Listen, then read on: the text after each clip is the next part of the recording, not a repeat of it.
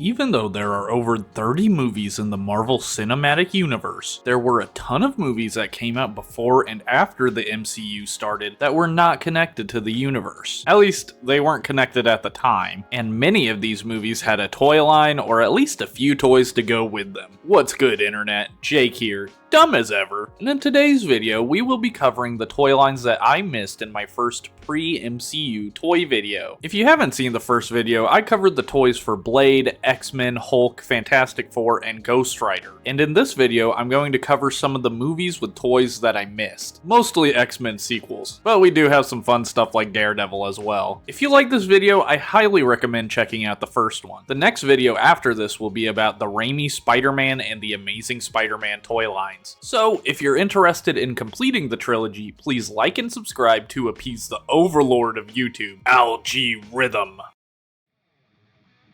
Unfortunately, I have not seen Blade 2 yet, but the clips alone show the obvious influence of the new director Guillermo del Toro, especially these ninja vampires. It really feels like they jumped over from a Hellboy movie to Blade. Based on the comments of the last video, it seems like people think Blade 2 is peak and Blade Trinity is Garbo. Many people said don't bother watching Trinity, but unfortunately I am the type of person that has to watch a movie other people say is bad. It's a deep character flaw, what can I say? While the first Blade movie had a modest line of 4 action figures, Blade 2 only had 2 figures, one of which was included in Toy Biz's Marvel Legends line. For anyone out of the loop, before 2007 the company Toy Biz held the Marvel toy license, and created the iconic Marvel Legends line that Hasbro still makes today. Though let me be the first to tell you that Toy Biz Marvel Legends and Hasbro Marvel Legends are 2 entirely different beasts. Toy Biz gave you a lot with your toys back in the day, and Blade here is a great example of that. In just one package, you get a highly articulated version of Blade that has a cloth goods leather jacket, which is awesome. Cloth goods for action figures is a rarity for the industry, and nowadays it's always a surprise to see, though it was a bit more common on Toy Biz figures. And man, look at that detail. They even cut a hole in the back of the jacket for Blade's sword, just like in the movie. Not only do you get a badass Blade figure with a sick faux leather jacket, but Toy Biz also gave you a full motorcycle to go with him. Yeah, just a full-on extra vehicle that looks badass. Hasbro makes excellent toys, but man, it's hard to beat the value you were getting with the Toy Biz Marvel Legends. Also, every Marvel Legends figure back then came with an included comic, which is awesome, but the included Blade 2 comic is just like a weird magazine with pictures of Blade from the movie. There was also a 12-inch Blade 2 figure, which was a part of the Marvel Studios Collector's Edition line, again by Toy Biz. These toys were 12-inch superposable figures that featured cloth goods for their clothing, putting them in line with toys like the classic G.I. Joe action figures. Blade of course looks amazing, I love his jacket, and it looks like Toy Biz gave the jacket a wire so you can pose it dynamically. Even though Blade 2 only had 2 figures, they're both kind of amazing, and definite upgrades to the first Blade movie's toy line.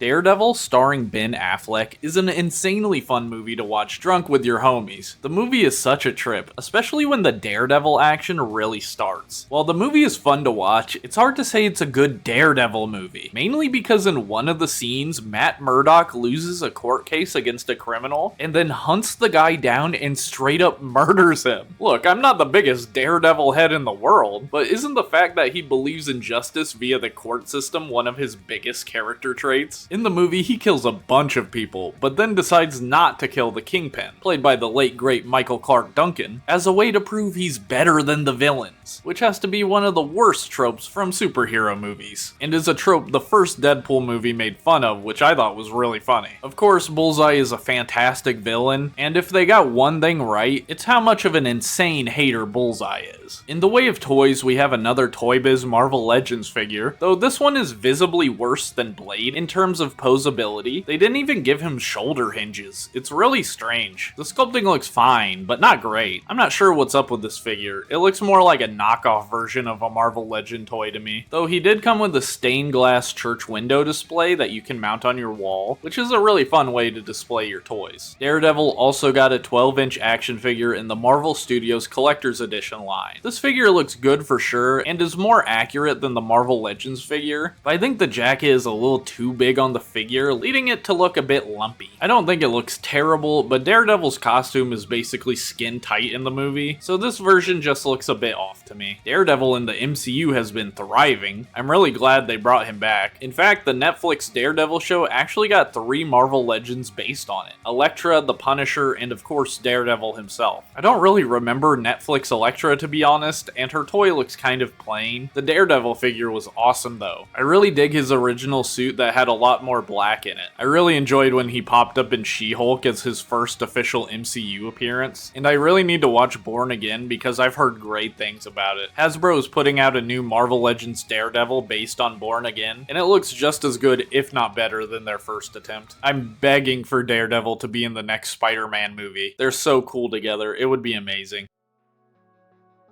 X2 is a beloved superhero movie for many great reasons. It expands on the groundwork the first movie laid out and introduces interesting new characters and ideas. In the movie, the X-Men have to face off against William Stryker, a military scientist who is trying to use his mutant son who can control minds, and Cerebro to kill every mutant on the planet. I really like how this movie built upon Wolverine's story and introduced more mutants like Colossus and Pyro. The movie also features my favorite fight in the trilogy between Wolverine and Lady Deathstrike, a mutant who has the same powers as Wolverine, at least in the movie. She has Logan on the ropes, but he manages to kill her by pumping her body full of molten adamantium. The worst part is she was being mind controlled and it seems to wear off the second before she dies, and Logan is visibly upset by killing her. This scene is always stuck in my mind for some reason. Just like the first X-Men movie, Toy Biz produced the toy line for X2, and this time they locked in. While the first toy line was super weird with bad sculpting and ridiculous accessories, the X2 toy line features impeccable sculpts of the characters, cool set piece accessories, and incredible articulation. The Wolverine figures this time around are excellent. I really like this one in his jacket. I always felt like the jacket look was almost an alternate costume for him. There's also his actual costume look, which has much stronger highlights than the first toy. This Wolverine's face looks a bit off to me, but it's leagues better than the first one we looked at. Cyclops got 2 new figures. Optic Blast Cyclops comes with this large turret that fires missiles. Man, remember when every toy had a weapon that fired missiles? Did y'all play with the missile launching gimmicks a lot? Comment down below. I'm curious because I didn't ever really shoot the missiles because I would lose them so fast. Anyway, this Cyclops looks great, and there's a second version wearing a trench coat. I swear, so many of these movies have characters in trench coats. I'm assuming it's because of the Matrix, but we of course have to give props to Blade for doing it first. Magneto also got a new toy. He looks great, and I love this big metal door he comes with. You can use a magnet in Magneto's foot to make the door open. Toy Biz just like to give you set dressing for your collection, and I think that's really cool. We only got toys for 2 new characters in this line, Iceman and Nightcrawler. I love how they designed Iceman's suit with the tribal tattoo style symbols. I would never get a tribal tattoo, but for some reason I love when characters have them. They're very 2000s coded, so I'm probably just nostalgic about tribal tattoos, as weird as that is. Nightcrawler is hands down the best figure in the line. The sculpting is incredible, the posability is off the charts, and they gave him a bendy wire in his tail. There's so much wonderful attention to detail, like the little reflective dots all over his jacket. I had the toy when I was younger, and I always thought the dots were meant to be rain droplets, but they're actually permanently on Nightcrawler's jacket in the movie. I'm not sure what the dots are supposed to be, just a design element I suppose. Something I forgot to mention when talking about the first X-Men toy line is that there was a toy of the X-Jet. It seems like a fun enough toy, and they made another one for X2. At first I thought the X2 version was a direct re-release of the first version, but the 2 toys are actually different. In fact, the X2 version looks a bit worse to me. It's a little stubby for a Blackbird anyway. My one complaint about this line is how few characters there are. We only get a few of the first movie's characters, and I would have loved to have gotten new versions of them since that first line was bad. And I also would have loved to see more new characters like Colossus, Pyro, and Lady Deathstrike. X2 is a fantastic movie and an even better sequel, and is probably going to sit alongside Spider-Man 2 in the Superhero Movie Hall of Fame forever.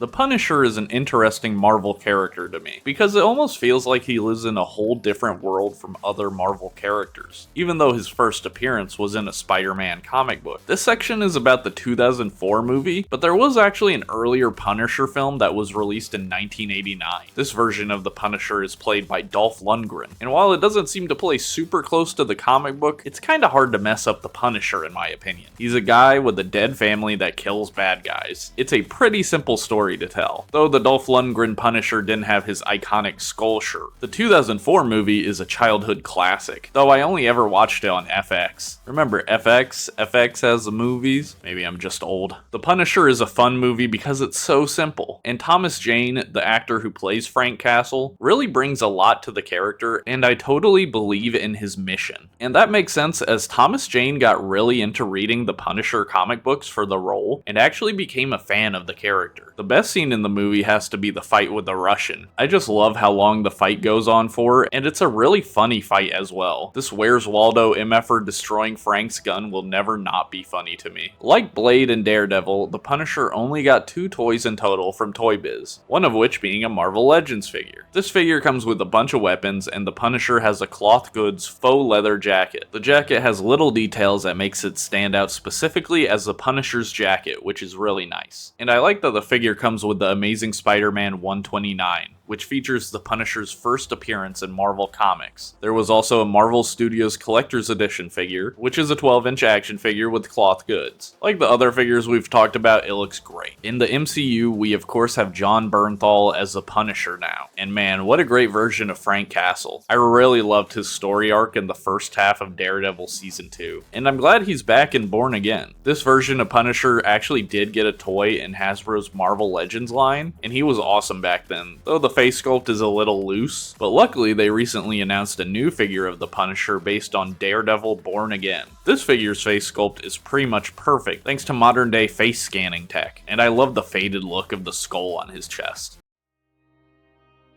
X-Men: The Last Stand is a movie that has a really bad reputation, or at least it did back in the day. I don't know about current day feelings. I remember it being the first superhero movie that I didn't really like that much, which was definitely a new feeling to me since I wasn't much of a critic at age 10, though I will say the first movie I actually hated as a kid was Happy Feet. I did not understand the message of that movie, and really hated when the Happy Feet penguin got captured. In retrospect, the movie is actually pretty decent and has some interesting cinematography and messages for a kid's movie, but my dumb kid brain just didn't like it that much. Where was I? Oh yeah, X-Men 3 was meh. I think the main reason I didn't like it as a kid is because Nightcrawler wasn't in it, which as a big X2 Nightcrawler fan was a huge disappointment. Apparently the actor who played Nightcrawler didn't like all the makeup, which is fair, but damn, just get a new guy then. I know my 10-year-old self would not have clocked that it was a different person. Anyway, the movie had issues. The Dark Phoenix storyline in the X-Men comics is one of the most beloved, and while I haven't read it, there's no way the movie follows the comic storyline. I also hated how they killed Cyclops so early in the movie, and while a lot of new mutants are introduced, many of them hardly get screen time, though I'm glad they finally got Shadowcat and the Juggernaut into the movie universe, and the Juggernaut chase scene is probably my favorite. I know people always make fun of the "I'm the Juggernaut bitch" line, but I thought it was funny as a kid, and to be honest, I still think it's funny as an adult. There was no actual toy line for X-Men 3. Toy Biz had the Marvel license when the movie came out in 2006, but didn't create a toy line for it. And a year later in 2007, Marvel sold the licensing to Hasbro.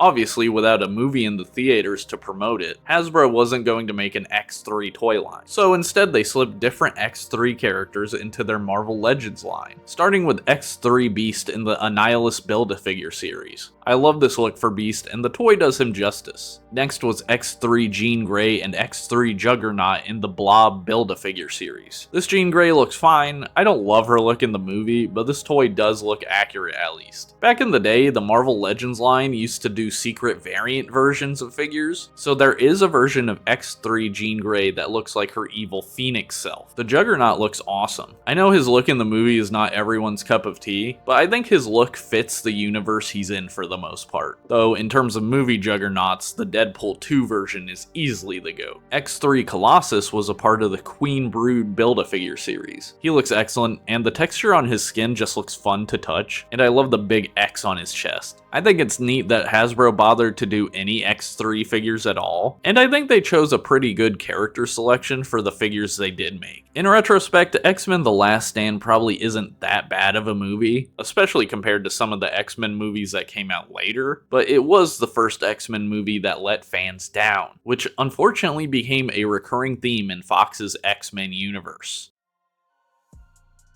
The first Fantastic Four movie was a boatload of fun for me as a kid, and to be honest, I also enjoyed its sequel, Rise of the Silver Surfer, which I think is a terrible subtitle by the way too wordy. While I think the first Fantastic Four movie is way more solid, Rise of the Silver Surfer is a lot of fun and somehow tries to be more serious while also being incredibly goofy. I really like the Silver Surfer. This movie is how I learned about the character, and I just think a silver dude on a surfboard is neat, especially the scene where Johnny chases the surfer through New York. The CGI for the Silver Surfer is pretty impressive, man. I think it looks really good when he loses his board and sort of reverts to this living statue look. I think he's all CGI in every scene, but man, he looks lifelike. I also love that they brought Doctor Doom back for the sequel. I feel like it's not a proper Fantastic Four story if Doom isn't meddling in some way. And in this movie, he straight up steals the Silver Surfer's board and kills Sue Storm, though the surfer brings her back to life, of course. The choice to turn Galactus into a living storm monster proved to be a bad one.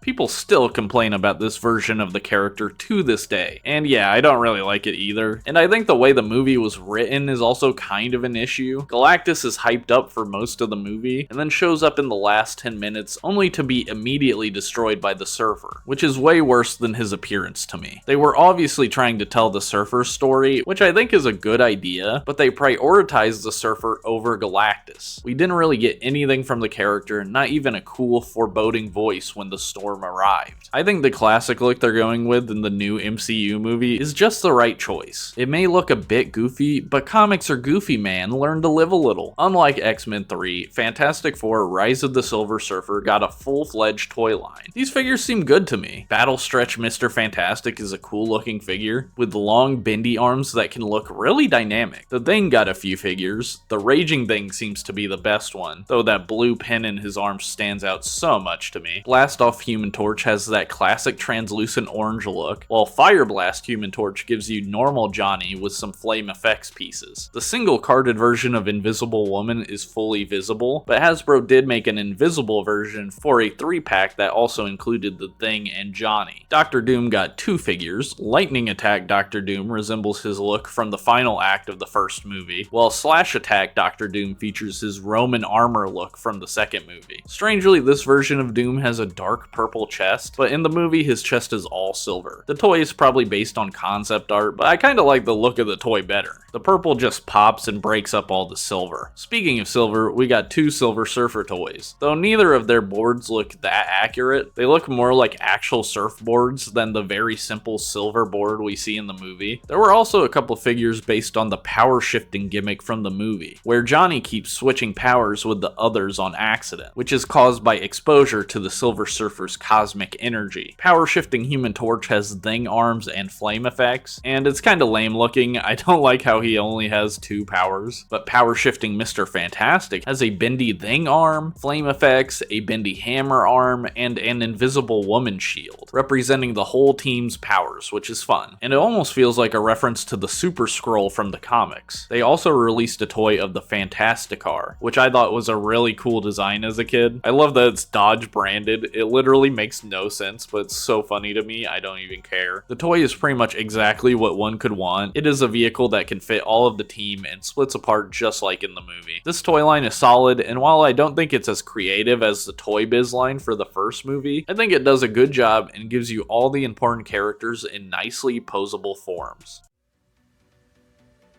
I was so hyped for X-Men Origins Wolverine as a kid. I was finally to the point where I understood when movies are coming out, and I was active online, so I was seeing leaks and stuff. In fact, I remember seeing the Deadpool movie design as a toy before actually seeing him in the movie, which is funny to think about because current Marvel movies are so guarded when it comes to spoilers, which I mean makes sense, but it's funny that Hasbro was just dropping a huge spoiler in the toy aisle. The movie was pretty hated at the time, and I think most people agree it's bad in present day, but as a kid I thought it was an awesome movie. I had read a comic called Wolverine the Origin as a kid and really liked it, so the movie taking influence from that book with the bone claws just seems so cool to me. I think the movie's biggest failure is the starting premise. While I liked the Origin comic book as a kid, I have to admit not knowing Logan's backstory is far more interesting than any story a writer seems to be able to conjure up. There's also a lot of inconsistencies, like why is Sabretooth a theater kid in this movie, but a feral hog in the first X-Men movie? It also feels like they introduced so many new characters almost as a way to not explore Wolverine's character. It's a very surface level movie. Regardless, I still kind of like it. Not every movie is a work of art, and sometimes it's fine to just enjoy the ones that aren't, in my opinion. I think this is the first instance where I will say the toy line is much better than the movie to me though. I am a big fan of the 3 3/4 inch scale of toys. This is the scale of the G.I. Joe Real American Hero line, and at the time of X-Men Origins Wolverine, it was kind of the default size for Marvel toys, since Hasbro was going all in with their Marvel Universe line, a toy line I absolutely adore. This toy line introduced so many Marvel characters to me, and I always loved the presentation of the packaging. This was an excellent toy line, and I really want to go back and collect some of these figures as an adult. The X-Men Origins Wolverine toy line kind of served as an extension to the Marvel Universe line. There was even a comic book subline of figures that basically just functioned as an X-Men focused Marvel Universe wave. The movie figures are great, but despite the large cast, there were not many characters. The line had 3 different Wolverines, all in different outfits from the movie, and one of the figures has his bone claws. For this line, they made his claws one connected piece, which doesn't look great, but probably helped with the claws bending. There were only 2 other movie characters in the line, one of which being Sabretooth, who looks really accurate. Not my favorite Sabretooth look, but it seems like a good toy. There were 2 Walmart exclusive figures of Sabretooth and Wolverine that featured cloth good jackets, which is cool. I never knew these existed before researching. The last movie figure is of course Deadpool. This version of Deadpool got so much hate, understandably so. It's a complete rework of the Deadpool character to the point where he shouldn't have even been called Deadpool. I can't lie though, I thought he was awesome as a kid and I really wanted this figure, which is a great looking toy. I think the arm bandages with the swords coming out look so sick, and I absolutely love that this toy was featured in the first Deadpool movie. I definitely laughed harder than most people in the theater when I saw that scene. What's crazy to me is that Hasbro barely made any of the movie characters but made a bunch of the comic characters, including the super accurate Deadpool, which Hasbro probably made to make up for the movie Deadpool. I love this giant sigh he comes with. It is just completely out of scale for some reason. There was also an incredible looking Gambit figure, as well as an Iceman made of translucent plastic, and Sabretooth, though again I don't love this look for him. My favorite Wolverine from the comic series is the Weapon X with Stasis Chamber. The chamber just looks like a really nice display piece to me. Overall, this is probably one of my favorite toy lines we've talked about because of the nostalgia I have for this time period.